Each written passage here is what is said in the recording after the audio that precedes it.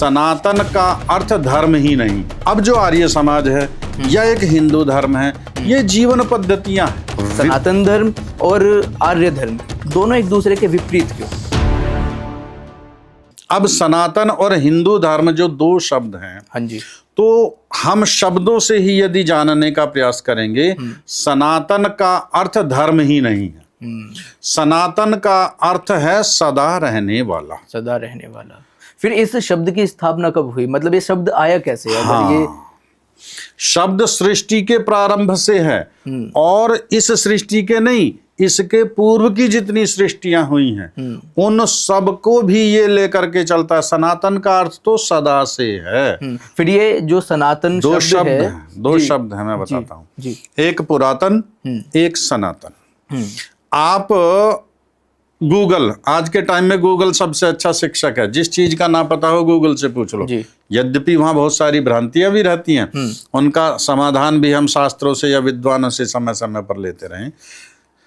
इस प्रश्न का तो उत्तर मिल जाएगा। हम गूगल पर डालकर देखेंगे कि सनातन का विलोम शब्द क्या है, पुरातन का विलोम शब्द क्या है। पुरातन का विलोम शब्द तुरंत आएगा नवीन, नवीनतम, पुरातन, और यह है सनातन।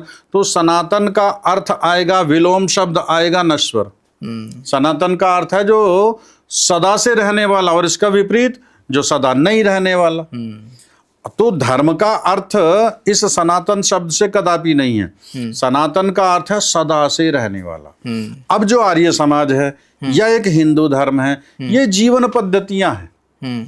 आर्य शब्द का अपने आप में अर्थ होता है श्रेष्ठ, उत्तम। बिल्कुल, इंग्लिश में हम उसको कह दें तो नोबल, बेस्ट। जी।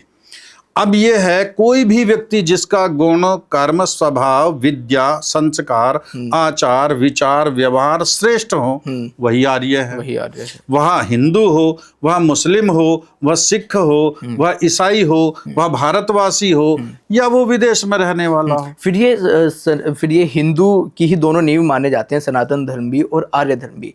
फिर ये दोनों के विपरीत क्यों है? ये दोनों एक दूसरे के, सनातन धर्म और आर्य धर्म दोनों एक दूसरे के विपरीत क्यों है?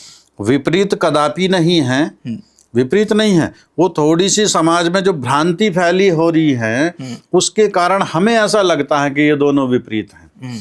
सनातनी जो अपना सर्वमान्य ग्रंथ मानता है वेद, और जो हिंदू है जो भारत में रहने वाला है या भारत से बाहर विश्व के किसी भी भाग में रहने वाला हिंदू है, वह भी वेद को ही मानता है।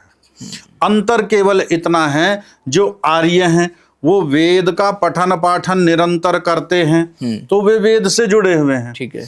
हिंदू समाज वेद को मानता है, स्वीकार करता है, वो उसको तिरस्कार नहीं करता, उसको अस्वीकार नहीं करता, किंतु उसके यहाँ वेद का पठन पाठन नहीं। और पठन पाठन नहीं है तो वेद के विषय में भी भ्रांतियां हैं। हिंदू समाज मानता है कि वेद तो महर्षि व्यास ने लिखे थे, और महर्षि व्यास का जन्म आज से लगभग 5000 वर्ष पूर्व हुआ था, महाभारत के टाइम में। लेकिन वेद व्यास के पिताजी ने भी वेद पढ़े थे। मर्यादा पुरुषोत्तम भगवान श्री राम ने भी वेद पढ़े थे, वो तो महाभारत से बहुत काल पहले थे। लिखे अब वेद व्यास जी ने, तो राम जी ने वेद कहाँ से पढ़े? उनको वेद किसने पढ़ाया? वशिष्ठ और विश्वामित्र को वेद किसने पढ़ाए? वेद जान सृष्टि के प्रारंभ में परमपिता परमात्मा ने अग्नि, आदित्य, वायु और अंगिरा ऋषियों को दिया। इन चारों ऋषियों से ये विद्या महर्षि ब्रह्मा जी ने सीखी। आज भी हम देखते हैं हिंदू समाज में काल्पनिक चित्र आता है ब्रह्मा जी का, जिसके 4 मुख बने हुए हैं।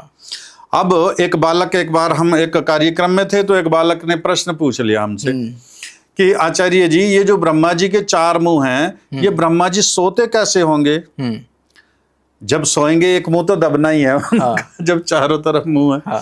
तो ये एक अलंकारिक वर्णन है, अर्थात ब्रह्मा जी को चारों वेदों का ज्ञान प्राप्त था। उन चारों ऋषियों से एक एक वेद का ज्ञान प्राप्त किया ब्रह्मा जी ने, और उस वेद ज्ञान को आगे श्रुति परंपरा से बढ़ाया। अर्थात आपने बोला मैंने सुन लिया, मैंने बोला आपने सुन लिया, इसका नाम है श्रुति परंपरा। और बहुत बाद में, सृष्टि के बहुत बाद में जाकर के ये कहीं वेद लिपिबद्ध हुए। तो ऐसा नहीं है महर्षि वेद व्यास ने ही वेद लिखे थे। इसी तरह की और शॉर्ट क्लिप देखने के लिए चैनल अभी सब्सक्राइब करें।